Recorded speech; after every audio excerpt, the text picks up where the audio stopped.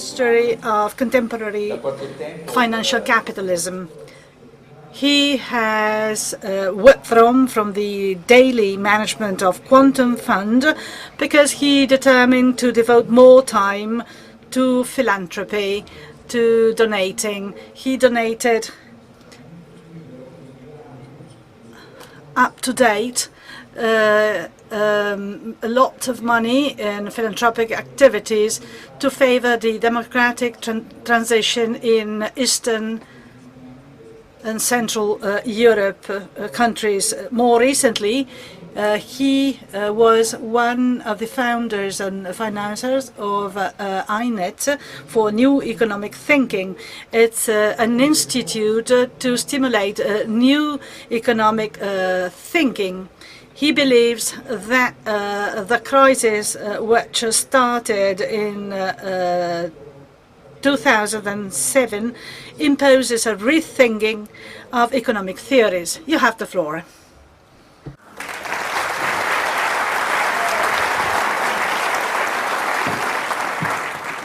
Thank you very much.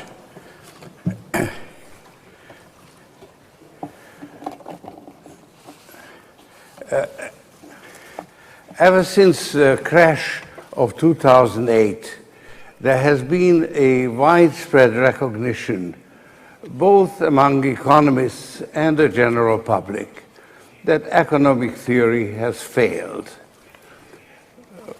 But there is no consensus on the causes and the extent of that failure. I believe that the failure is more profound than generally realized. It goes back to the foundations of economic theory. Economics tried to model itself on Newtonian physics. It sought to establish universally and timelessly valid laws governing reality.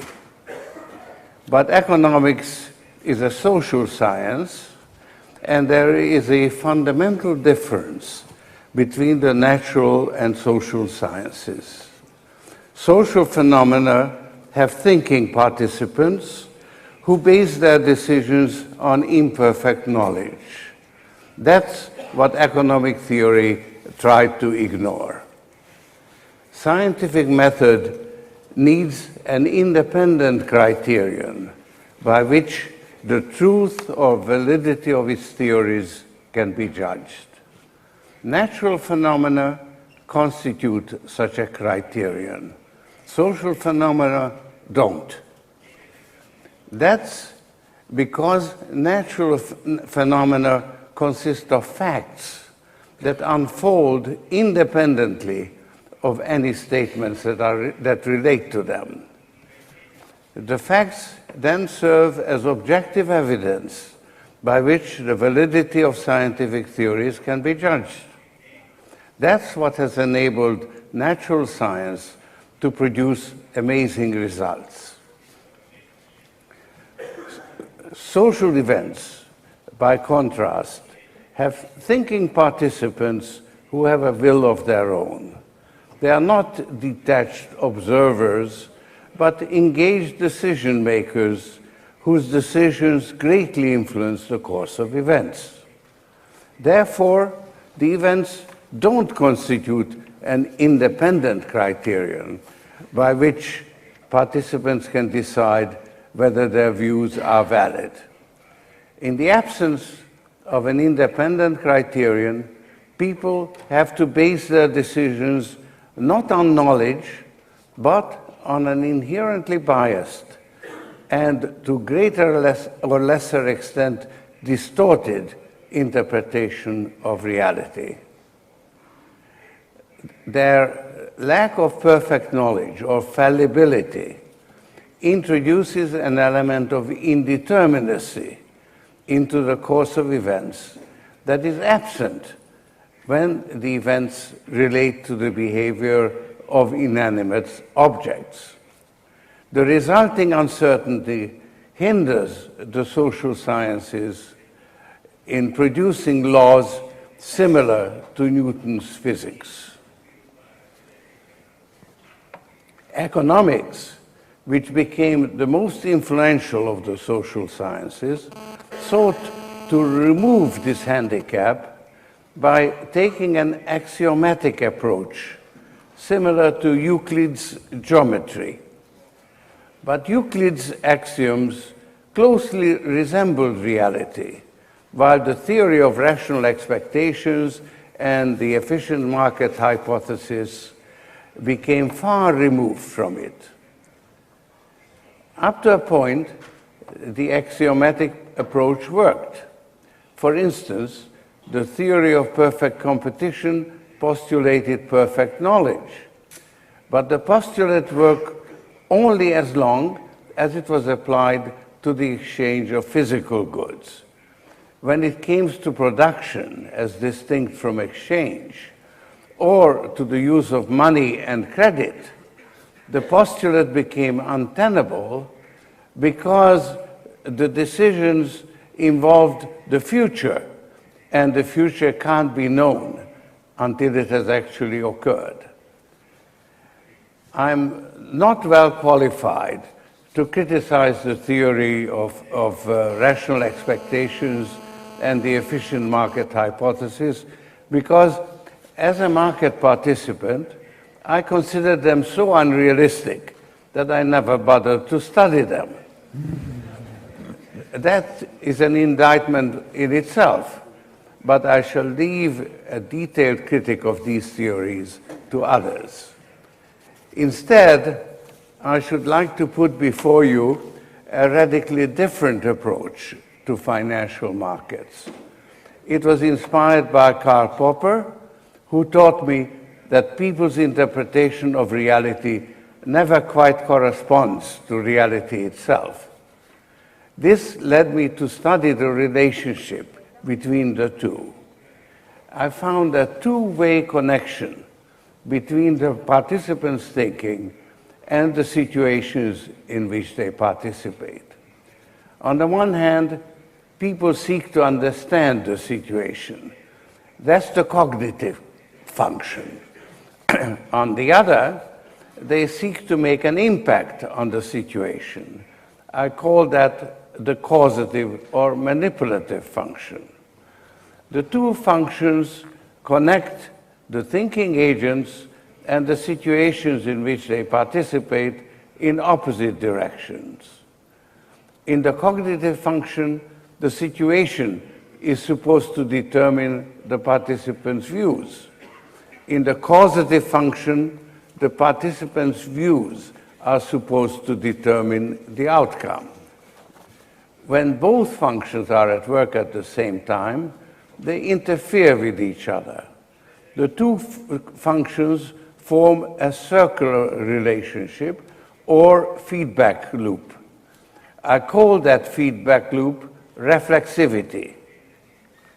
In a reflexive situation, the participants' views can't correspond to reality because reality is not something independently given.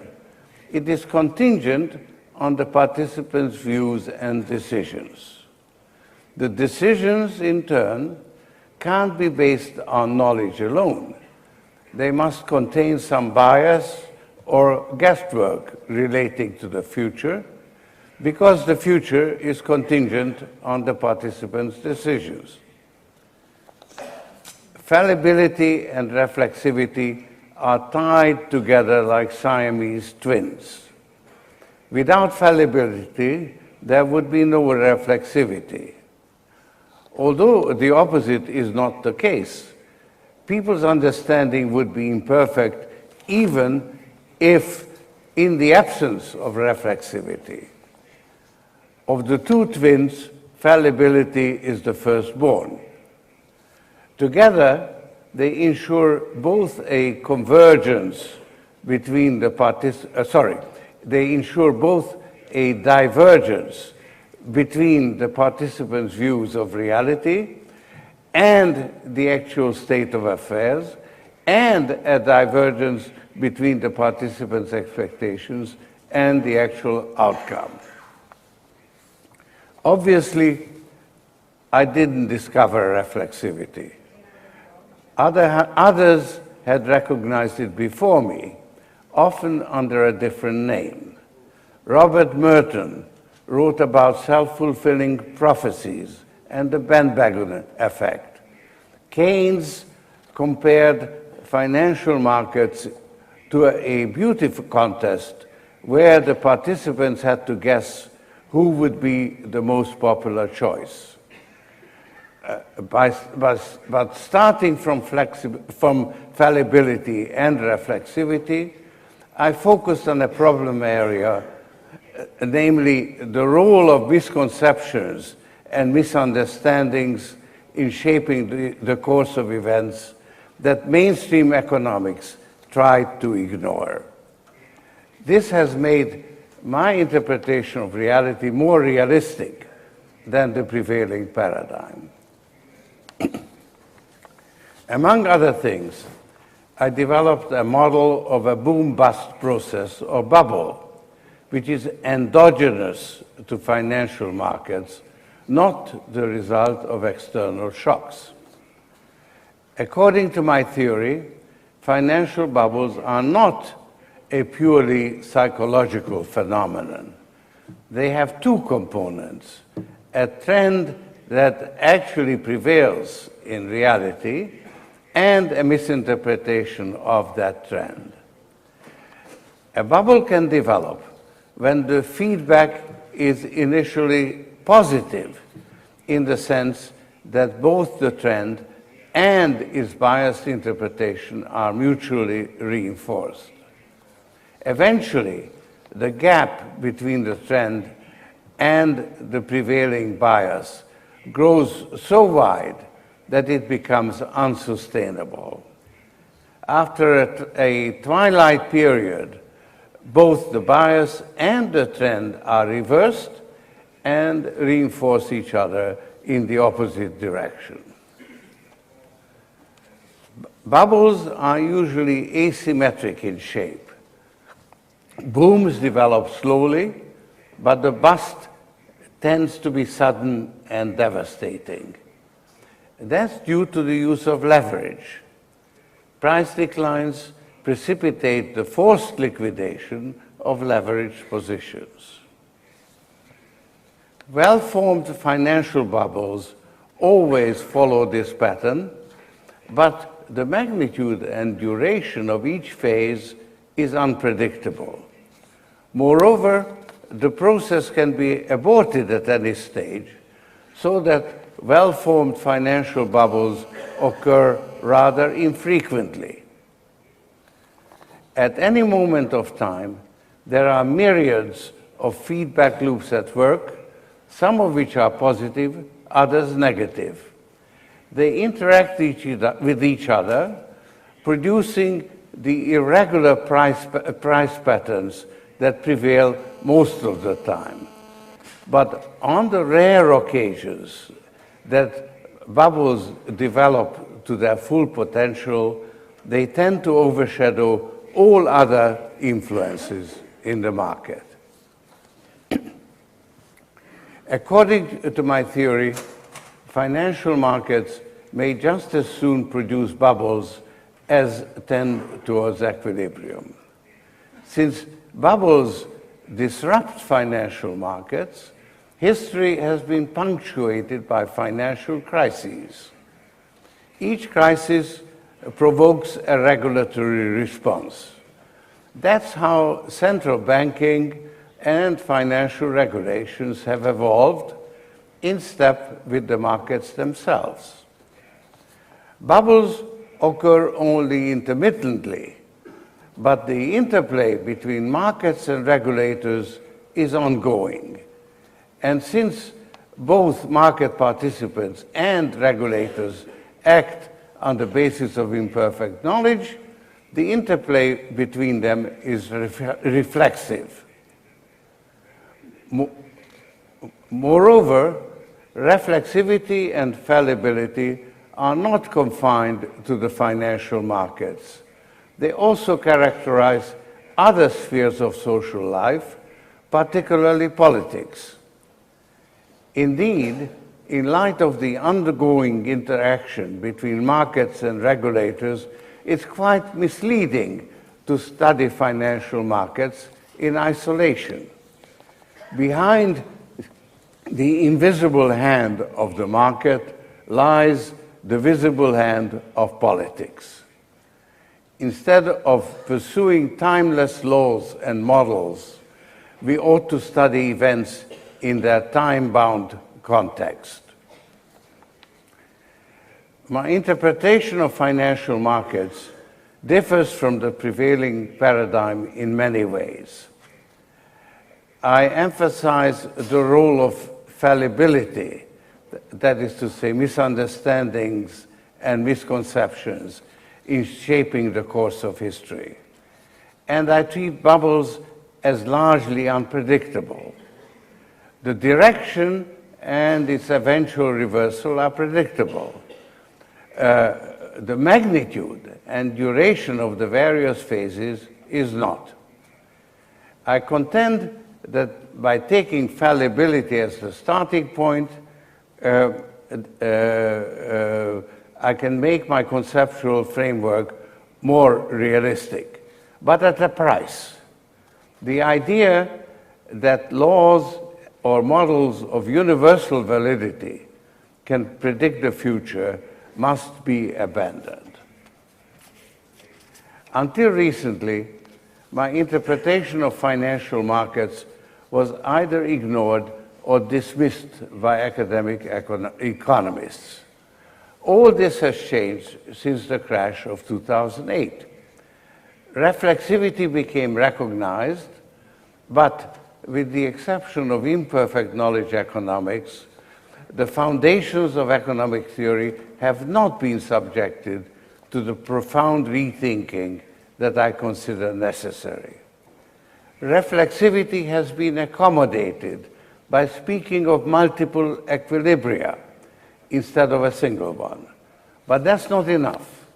The fallibility of market participants, regulators, and economists must also be recognized. A truly dynamic situation can't be understood by studying multiple equilibria. We need to study the process of change.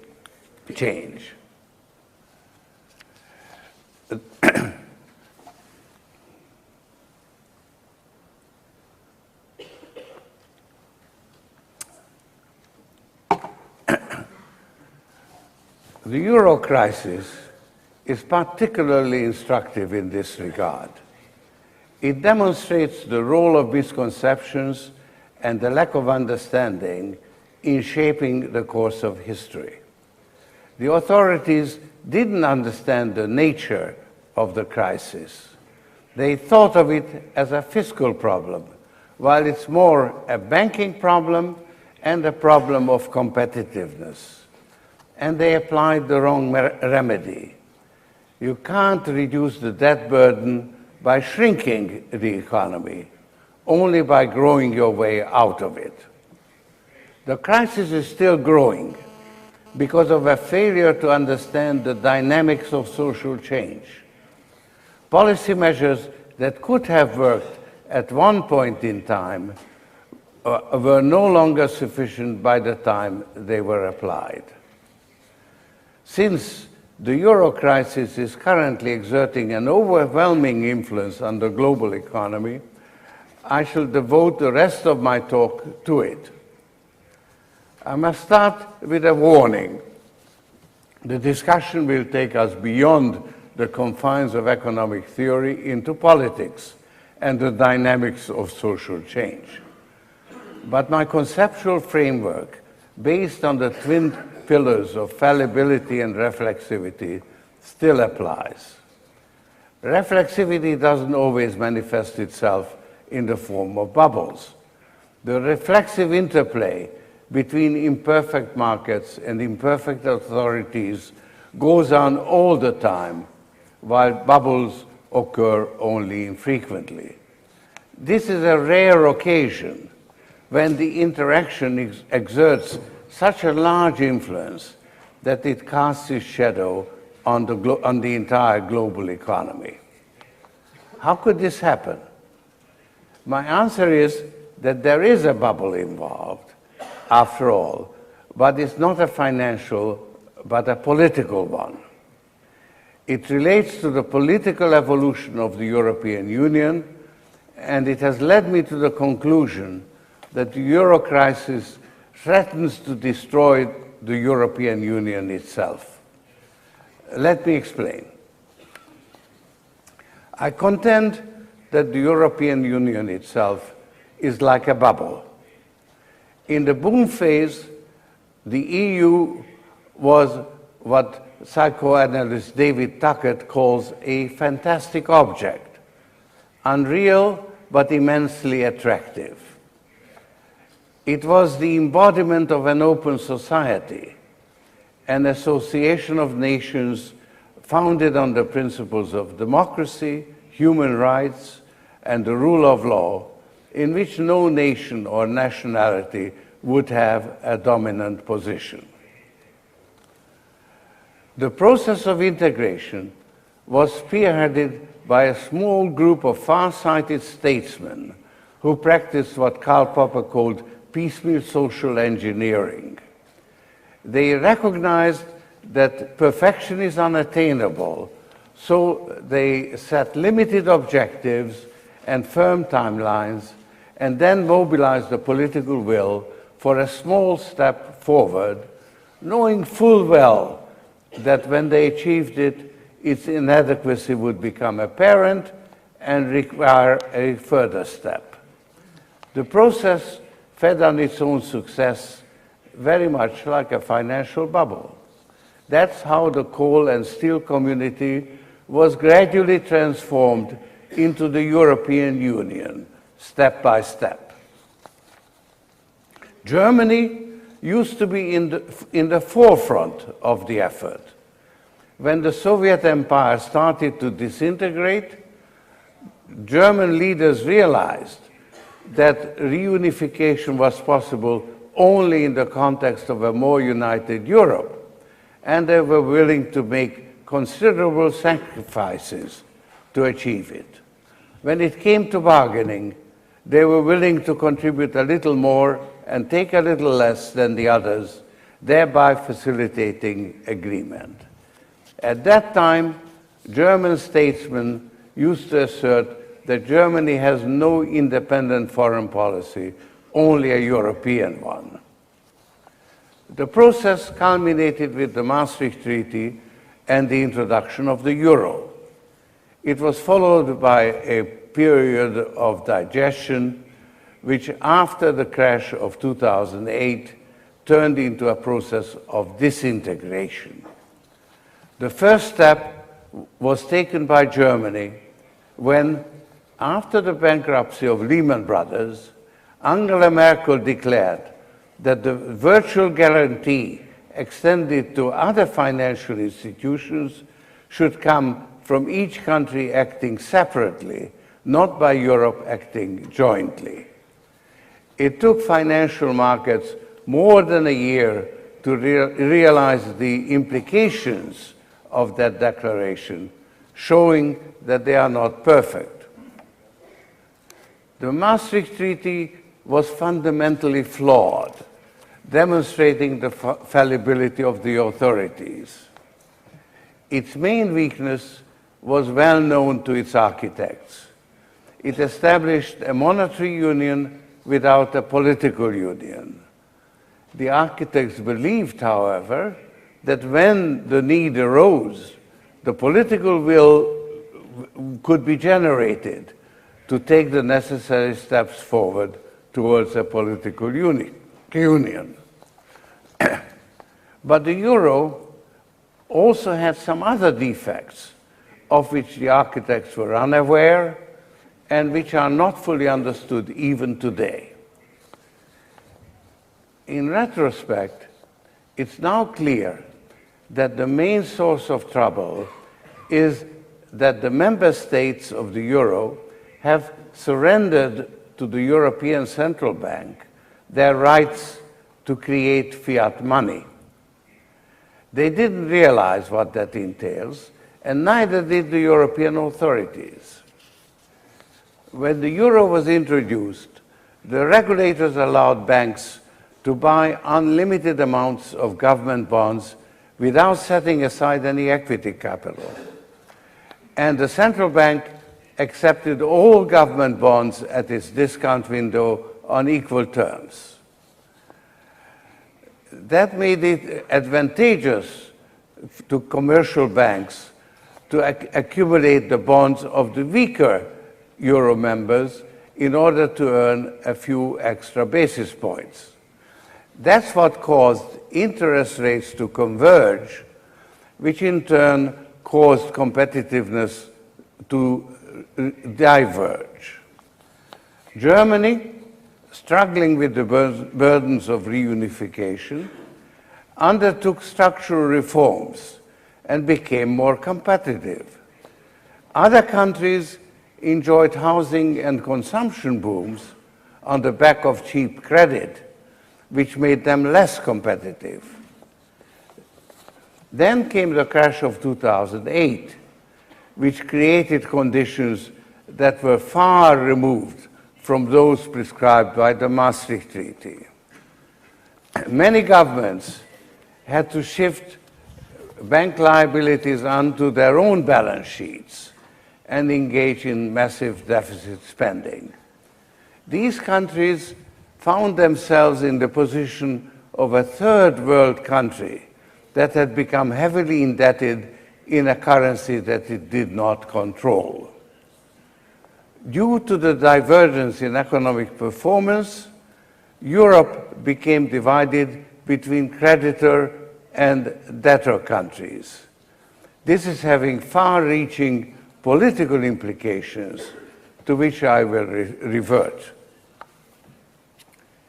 It took some time for the financial markets to discover that government bonds, which had been considered riskless, are subject to speculative attack and may actually default.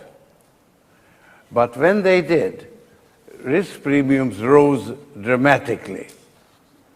This rendered commercial banks whose balance sheets were loaded with those bonds potentially insolvent. And that constituted the two main components of the problem confronting us today: a sovereign debt crisis and a banking crisis, which are closely interlinked. The Eurozone authorities are now repeating what the international financial authorities often did in the global financial system. There is a close parallel between the euro crisis and the international banking crisis that erupted in 1982. Then the international financial authorities did whatever was necessary to protect the banking system. They inflicted hardship on the periphery in order to protect the center. Now, Germany and the other creditor countries are unknowingly playing the same role. The details differ, but the idea is the same. The creditors are, in effect, shifting all the burden of adjustment onto the debtor countries and avoiding their own responsibility for the imbalances. Interestingly, the terms center and periphery have kept into usage almost unnoticed.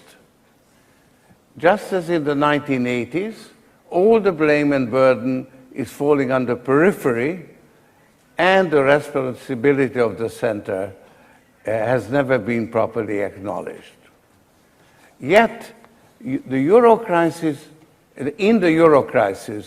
the responsibility of the center is even greater than it was in 1982. The center is responsible for designing a flawed system, enacting flawed treaties, pursuing flawed policies, and always doing too little, too late. In the 1980s, Latin America suffered a lost decade. A similar fate now awaits Europe. That's the responsibility that Germany and the other creditor countries need to acknowledge. But there is no sign of this happening. The European authorities had little understanding of what was happening. They were prepared to deal with fiscal problems, but only Greece qualified as a fiscal crisis. The rest of Europe suffered from a banking crisis and a divergence in competitiveness which gave rise to a balance of payments crisis. The authorities didn't even understand the nature of the problem, let alone see a solution. So they tried to buy time. Usually that works. Financial panics subside and the authorities realize a profit on their intervention. But not this time, because the financial problems were reinforced by a process of political disintegration. While the European Union was being created, the leadership was in the forefront of further integration. But after the outbreak of the financial crisis, the authorities became defendants of the status quo. This has forced all those who considered the status quo unsustainable or intolerable into an anti-European posture. That's the political dynamic that makes the disintegration of the European Union just as self-reinforcing as its creation has been. That's the political bubble I was talking about. At the outset of the crisis, a breakup of the euro was inconceivable. The assets and liabilities denominated in a common currency were so intermingled that a breakup would have led to an uncontrollable meltdown. But as the crisis progressed, the financial system has been progressively reordered along national lines. This trend has gathered momentum in recent months. The long-term refinancing operation, or LTRO, undertaken by the European Central Bank, enabled Spanish and Italian banks to engage in a very profitable and low-risk arbitrage by buying the bonds of their own countries. And other investors have been actively divesting themselves of the sovereign debt of the periphery countries. If this continued for a few more years, a breakup of the euro would become possible without a meltdown.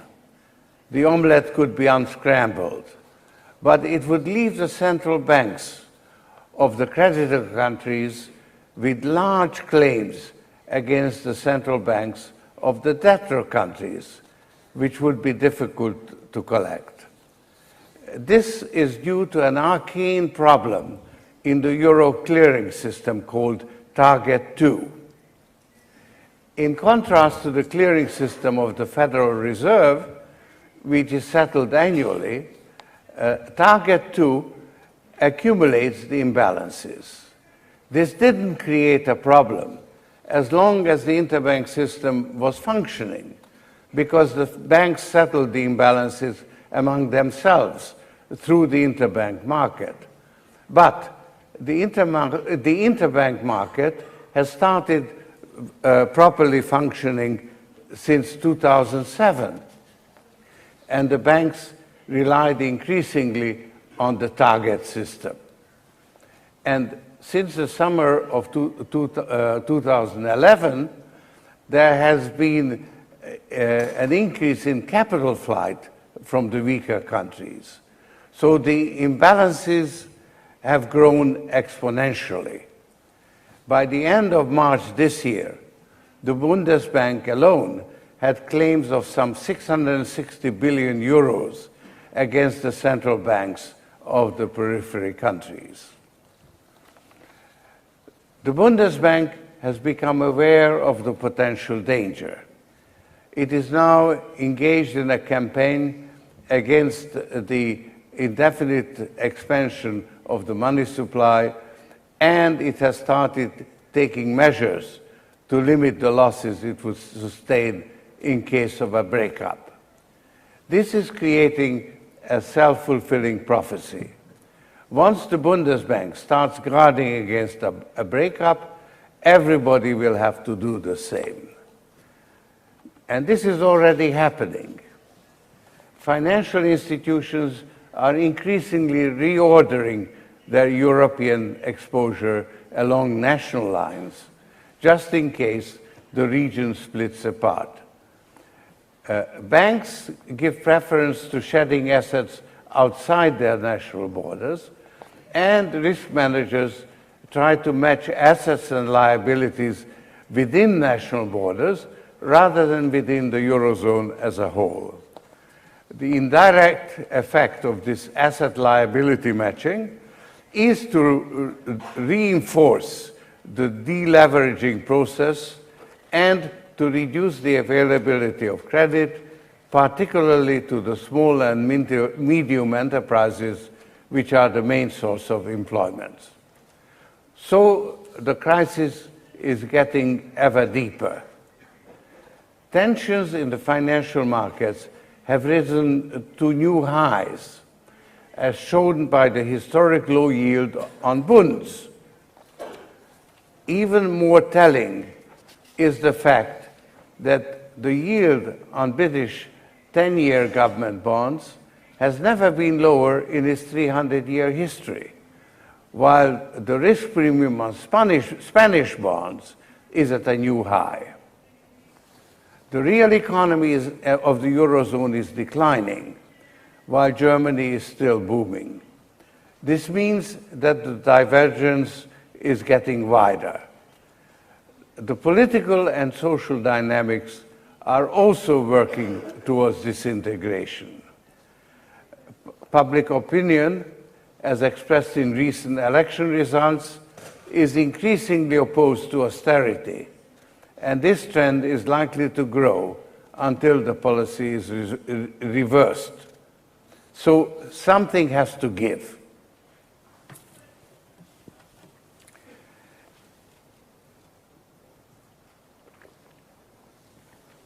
In my judgment, the authorities have a 3-month window during which they could still correct their mistakes and reverse the current trends. By the authorities, I mean mainly the German government and the Bundesbank, because in a crisis, the creditors are in the driver's seat, and nothing can be done without German support. I expect that the Greek public will be sufficiently frightened by the prospect of expulsion from the European Union that it will give a narrow majority of seats to a coalition that is ready to abide by the current agreement. But no government can meet the conditions so that the Greek crisis is liable to come to a climax in the fall. By that time, the German economy also will be weakening, so that Chancellor Merkel will find it even more difficult than today to persuade the German public to accept additional European responsibilities. That is why I'm talking about a 3-month window. Correcting the mistakes and reversing the trends would require some extraordinary policy measures to bring conditions back closer to normal and bring relief to the financial markets and the banking system. These measures must, however, conform to the existing treaties. The treaties could then be revised in a calmer atmosphere so that the current imbalances will not recur in the future. It's difficult, but not impossible, to design some extraordinary measures that would meet these tough requirements. They would have to tackle simultaneously the banking problem and the problem of excessive debt, because these problems are interlinked. Addressing one without the other, as in the past, will not work. Banks need a European deposit insurance scheme in order to stem the capital flight. They also need direct financing from the European Stability Mechanism, which has to go hand in hand with Eurozone-wide supervision and regulation. The heavily indebted countries need relief on their financing costs. There are various ways to provide it, but they all need the active support of the Bundesbank and the German government. That's where the blockage is.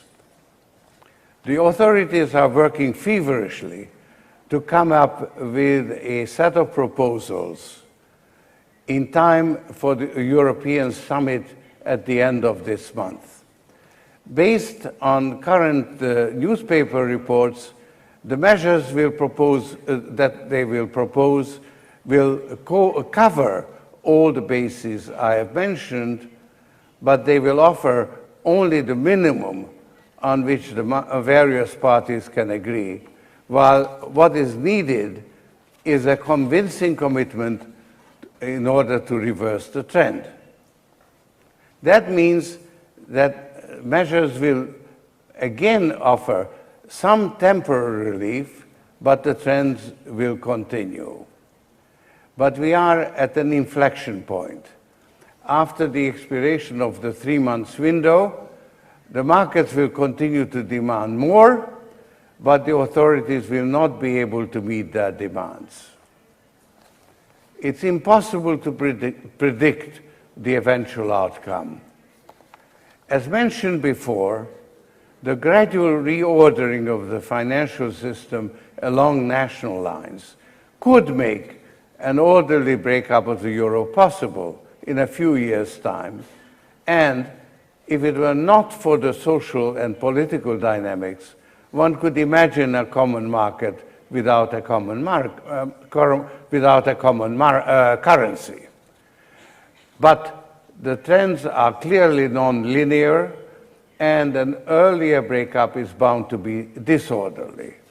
It would almost certainly lead to a collapse of the Schengen Treaty, the common market, and the European Union itself.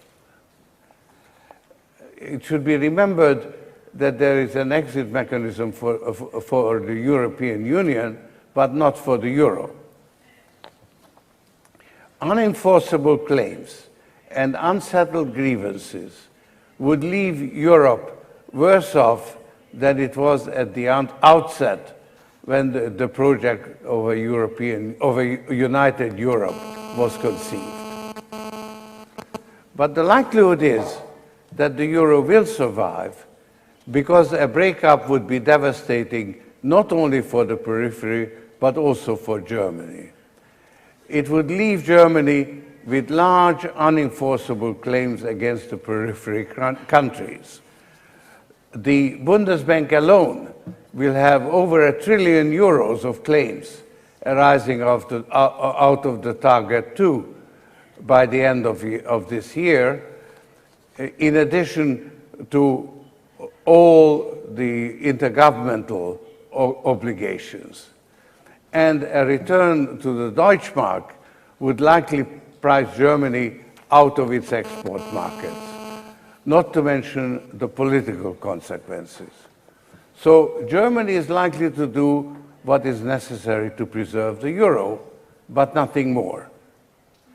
That would result in a Eurozone dominated by Germany, in which the divergence between the creditor and debtor countries would continue to widen, and the periphery would turn into permanently distressed areas in need of constant transfer of payments. That would turn the European Union into something very different from what it was when it was a fantastic object that fired people's imagination. It would be a German empire with the periphery as the hinterland. I believe most of us would find that objectionable, but I have a great deal of sympathy with Germany in its present predicament. The German public can't understand why a policy of structural reforms and fiscal austerity that worked for Germany a decade ago will not work for Europe today. Germany then could enjoy an export-led recovery, but the Eurozone today is caught in a deflationary debt trap. The German public doesn't see any deflation at home. On the contrary, wages are rising and there are vacancies for skilled jobs which are eagerly snapped up by immigrants from other European countries. Reluctance to invest abroad and the influx of flight capital are fueling a real estate boom. Exports may be slowing, but employment is still rising.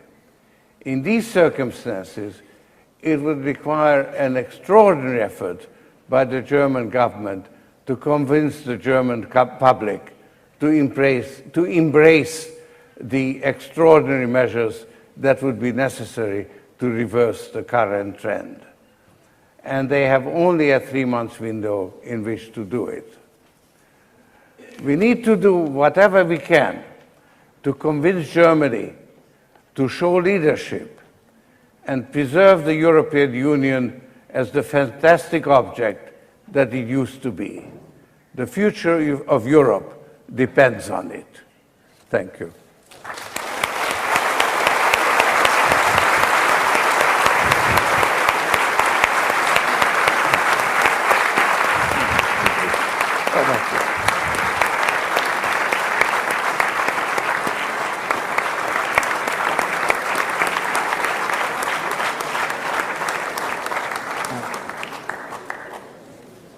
Farò a George Soros un paio di domande per le quali... I want to ask a couple of questions to Mr. Soros, and I'll do so in English. Then we'll have some questions from the audience. You raised a number of issues, and as you were speaking, one cannot help but thinking about history. You were born in Europe, and you moved to the US because of what European history has been. And so we have two models, European history of the last century and the US that integrated politically and then financially through crisis.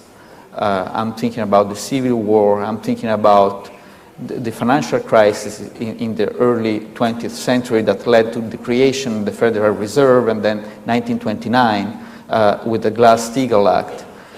Would you accept this parallel that Europe is integrating through crisis, just as the US did in its past history over the last few centuries?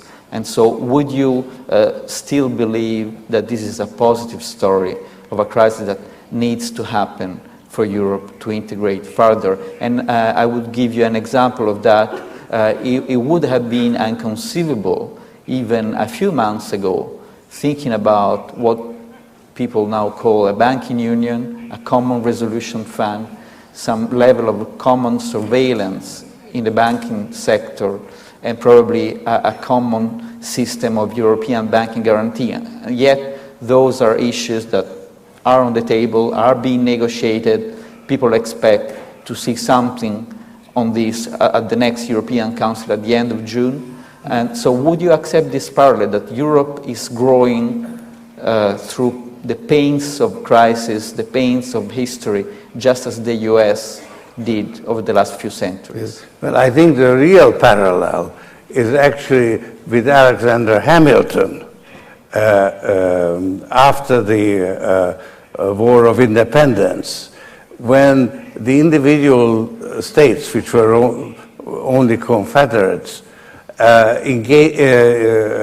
incurred very large debts which they couldn't pay.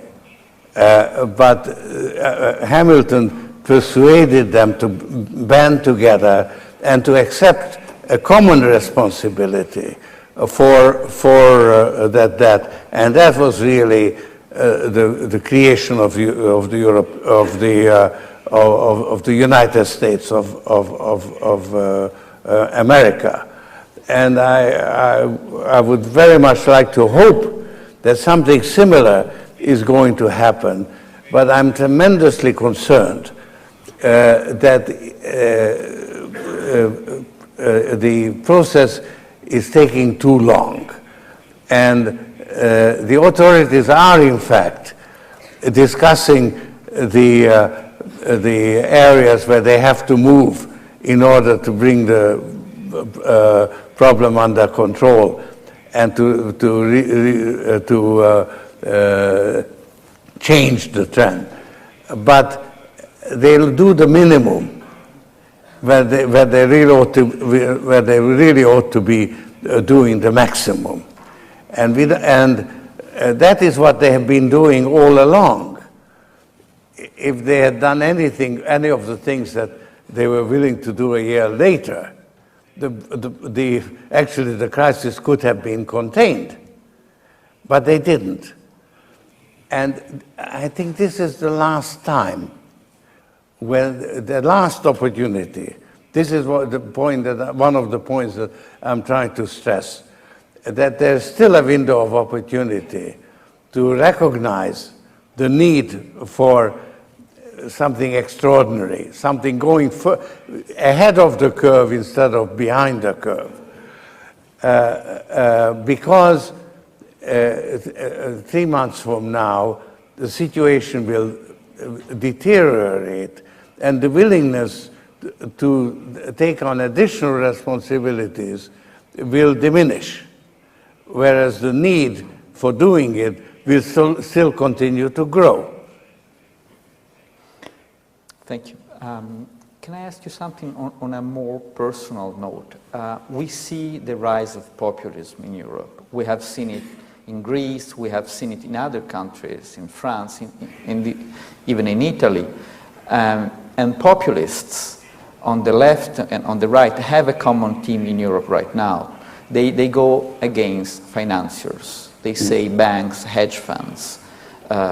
Essentially, people like you are to blame for the current crisis. Your name is in the memory of many in Britain and even in Italy as the person who played an important part in 1992 in the unraveling of the pound and of the lira.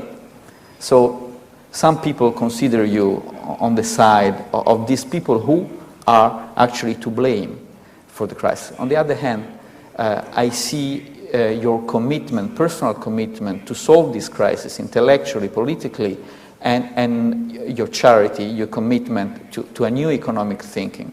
So I'm trying to interpret what people have in their minds, and I would ask you, are you good or evil?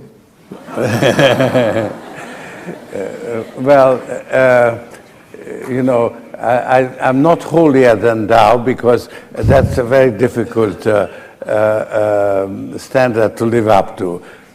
But I certainly have, exactly because of my history and my childhood experiences, I am passionately devoted to the European Union as a fantastic object.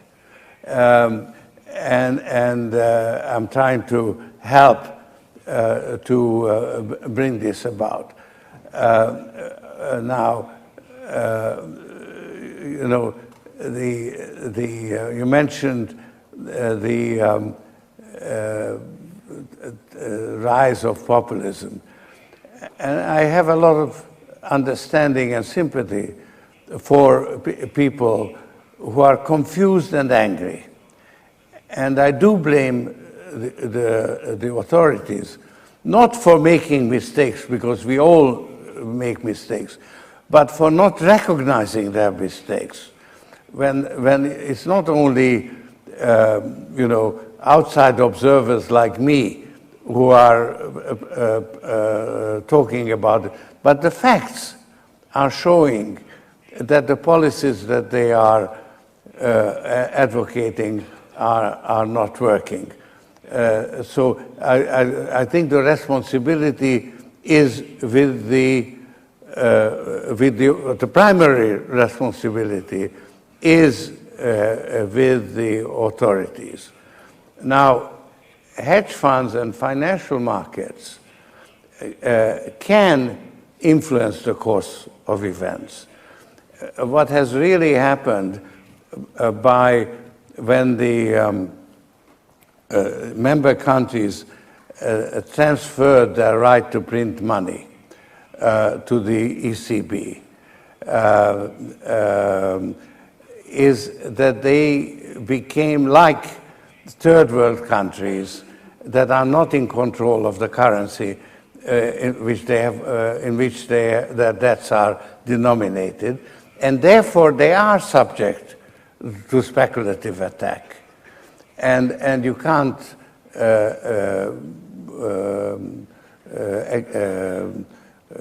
let's say you can blame the hedge funds for doing it, but realistically you can't really expect them not to do it when they see an opportunity to make money, because their job is not to support the system, but to make money. That's what their investors expect from them. That's their fiduciary duty, in a sense.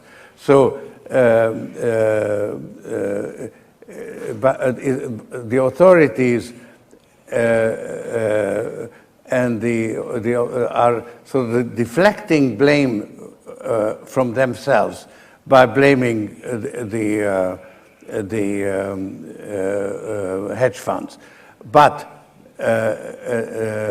it's like shooting the messenger. But they are the people who create the message. So I would say that theirs is the primary responsibility. Thank you very much. We still have some time to take a few questions from the public. So whoever wants to ask a question, please raise his or her hand. Ci sono domande?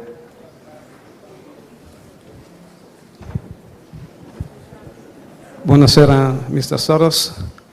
Nel 1900... Good evening, Mr. Soros.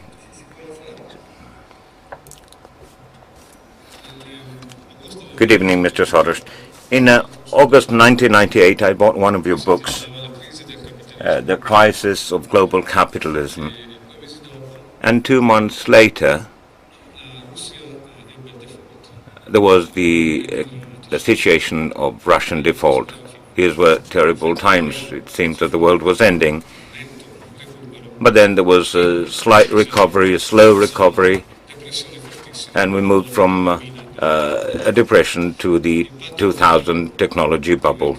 The emotional impact of markets on the people is so strong that volatility becomes the very spirit with which we now speak to each other. It now seems that the euro is over. You say that there's a 3-month window of opportunity.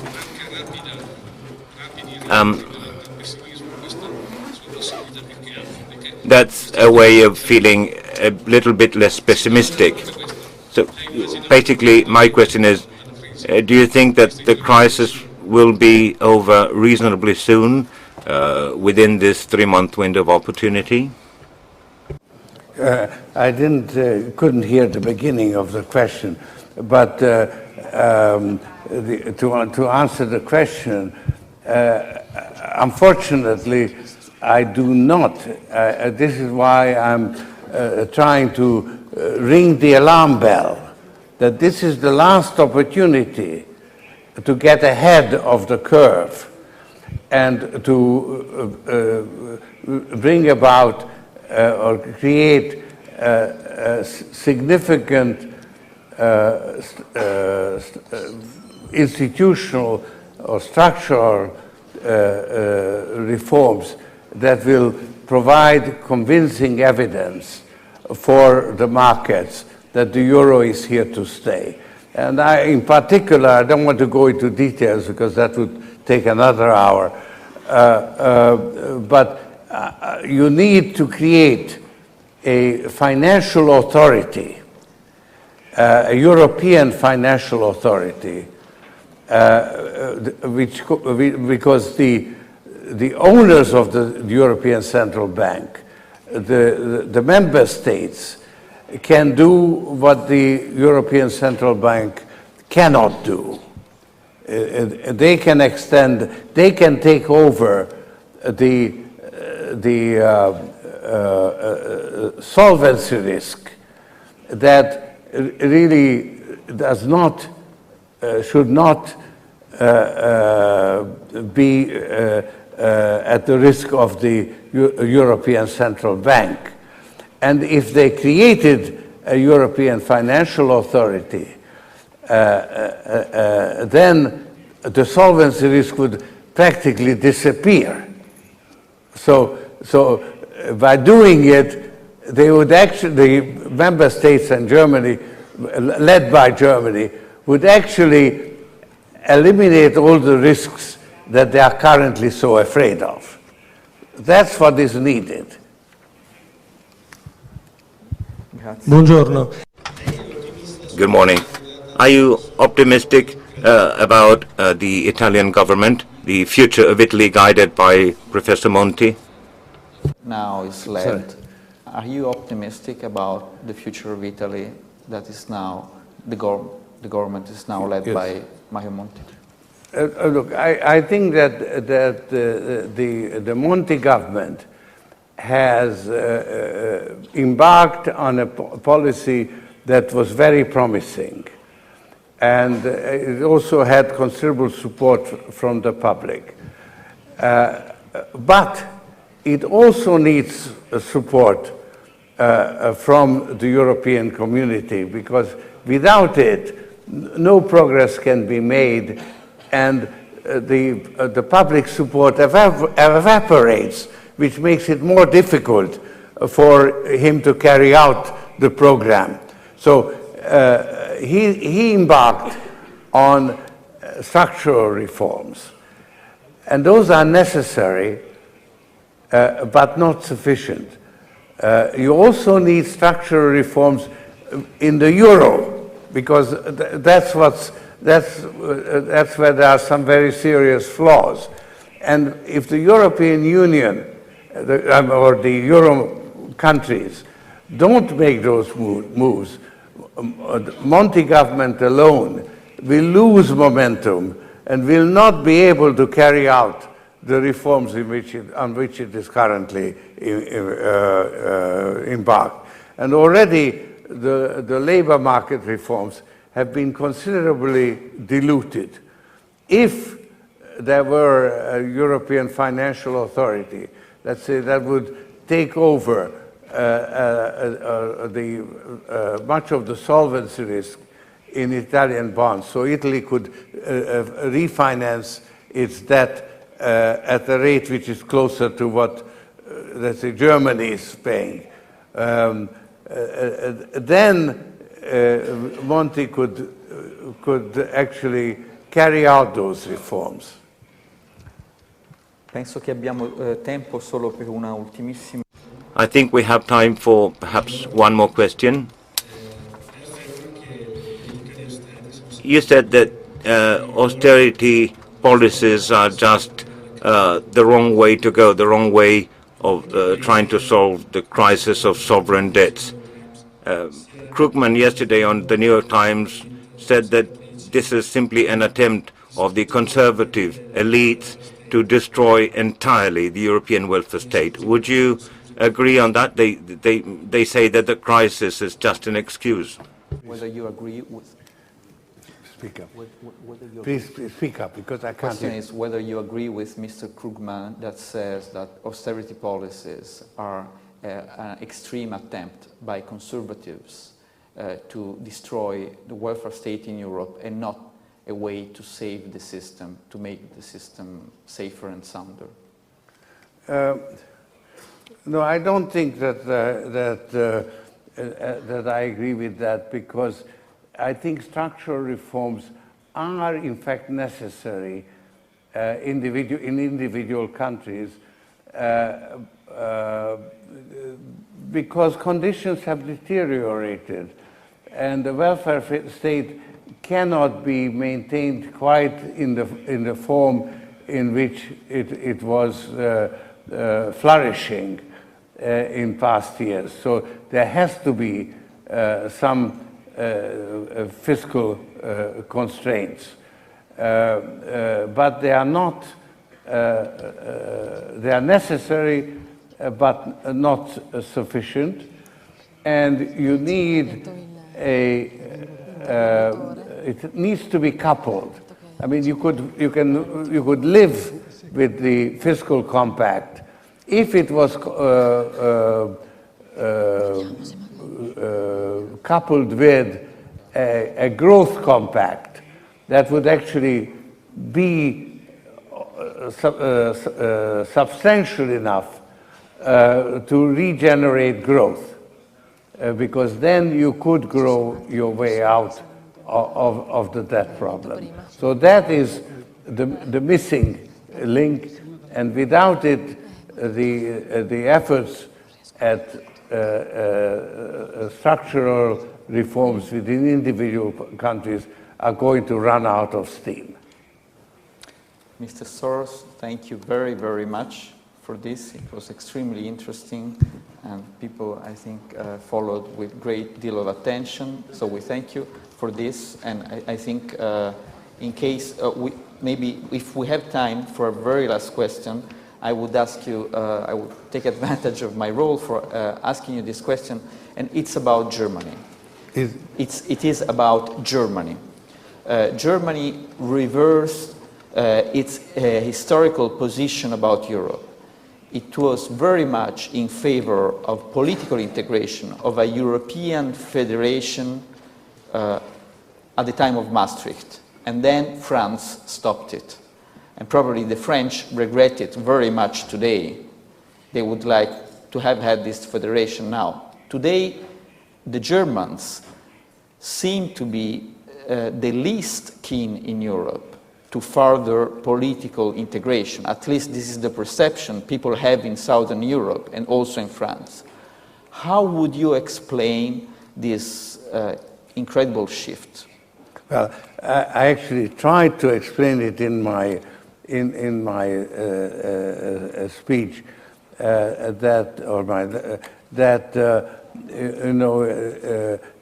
up to German unification, Germany was in the forefront of integration. Now they have taken the course of German reunification, and they don't want to become the deep pocket for the rest of Europe. And I can sympathize with that position, but they have